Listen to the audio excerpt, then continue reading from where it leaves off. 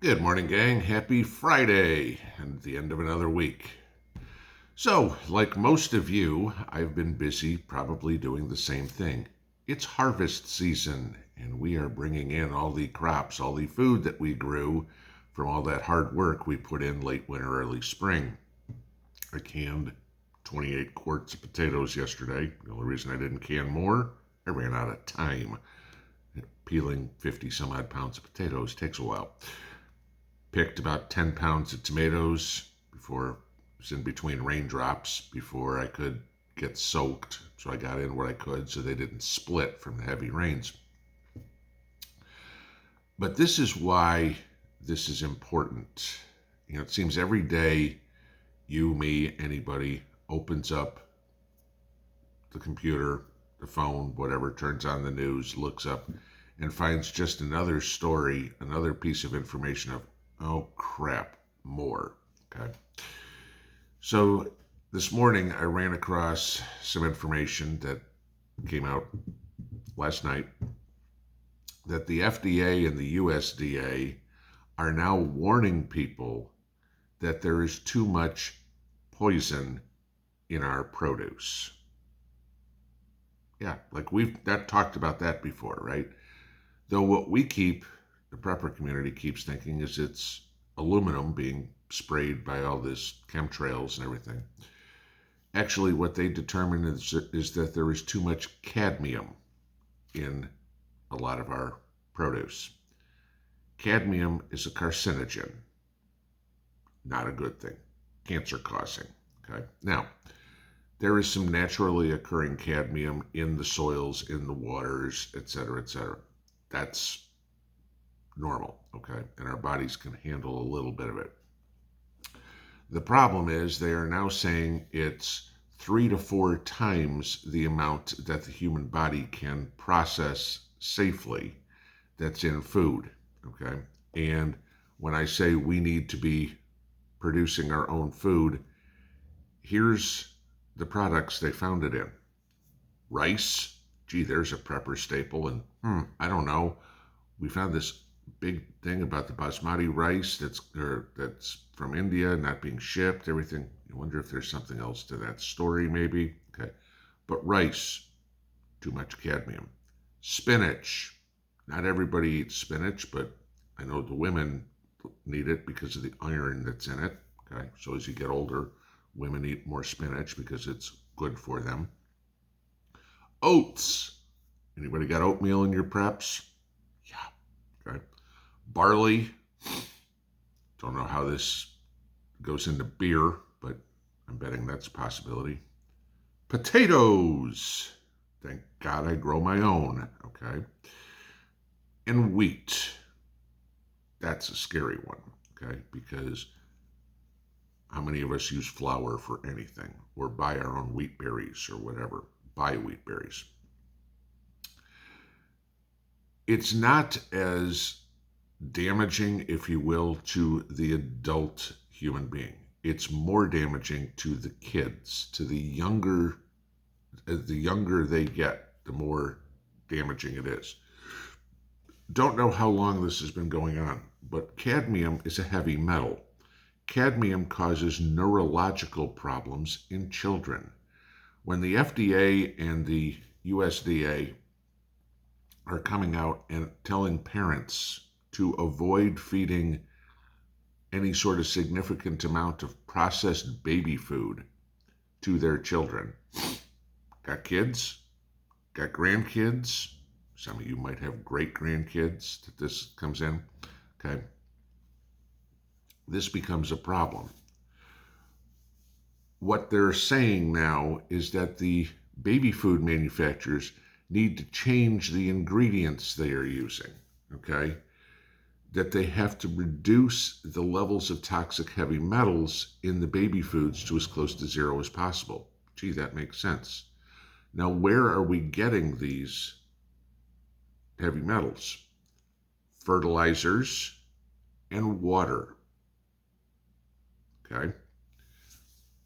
Fertilizers we can somehow work our way around. I've talked many times about alternative fertilizers, coffee grounds, eggshells, chicken bones, banana peels, compost, anything of the sort. Matter of fact, I was grinding up about what turned out to be about a gallon of powdered fertilizer from coffee grounds and eggshells and all that sort of stuff yesterday. So got enough to make another gallon of that to put in for my next year's garden. Okay. But in the water, this is where the problem comes in. Because how do a lot of farms water their crops? There's a stream, there's a creek, there's a river that runs by. And so they pump the water from that natural resource, okay, that river, that creek, that stream, lake, whatever it would be, and water their crops with it. So how is the water getting polluted? Well, that would be, I don't know, from industrial manufacturing, the pollutants that they're emitting into the water. No, I'm not trying to sound like I'm some green guy or anything like that. I'm just giving you a point here. It's also from the runoff of the fertilizers that you and I or the farm put into their fields and whatever washes into the water source. You know, you guys have asked me many times why I can't have livestock on my property here because of the proximity I am to the lake, and the lake is a drinking water source for 3 states, and so they don't want the runoff into the lake. Makes sense, okay? Not everywhere has regulations like that. So this is what we've got going on with our food problems. Is your food poisoned? Is the stuff you're buying at the grocery store, paying a ridiculous amount of money for, is it killing you? Is it destroying your children's or your grandchildren's future lives? Where they're going to wind up with neurological disease? Are they going to have cancer early? You know, you look at historical figures on how people die, okay?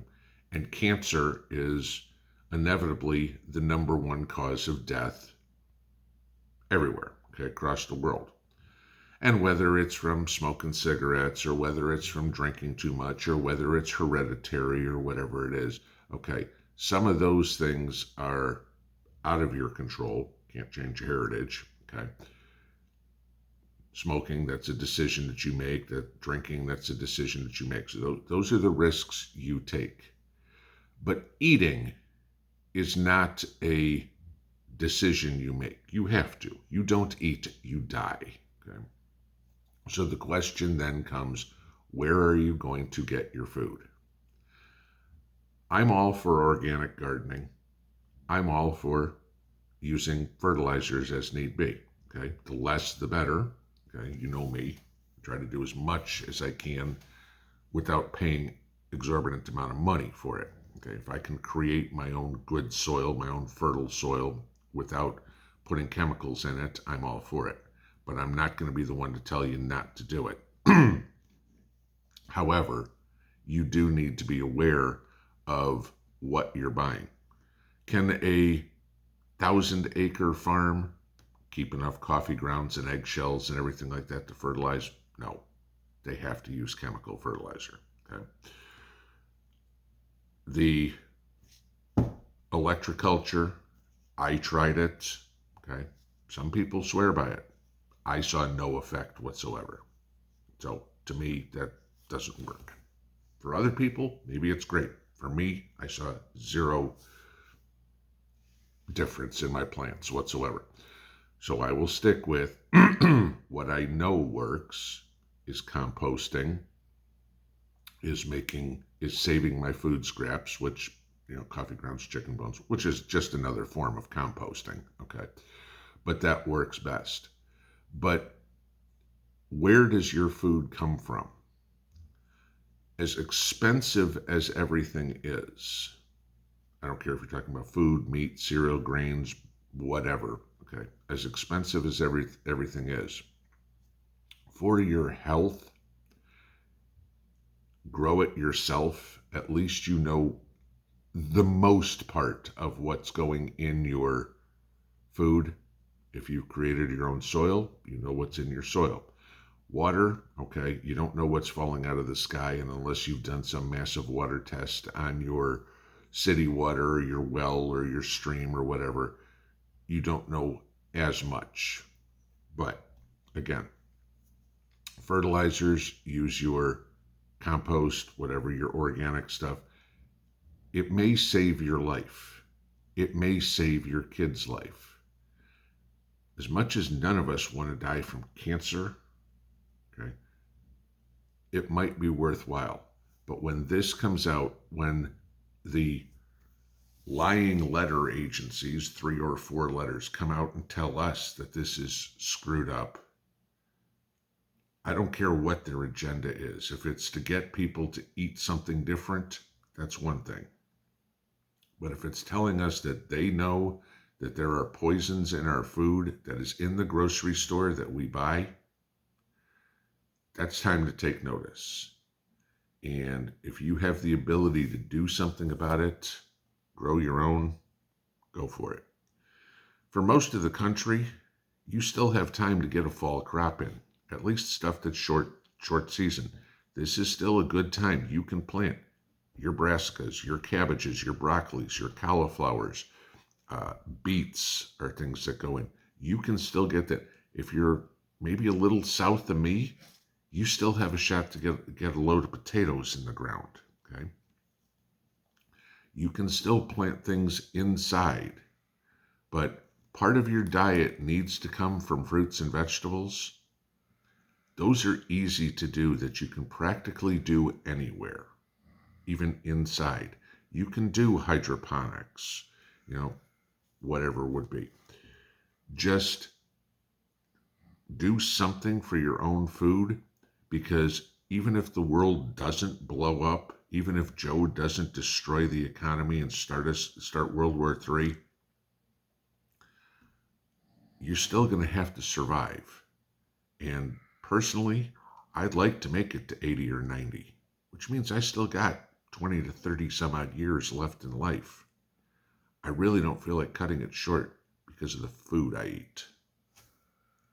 Pinball out.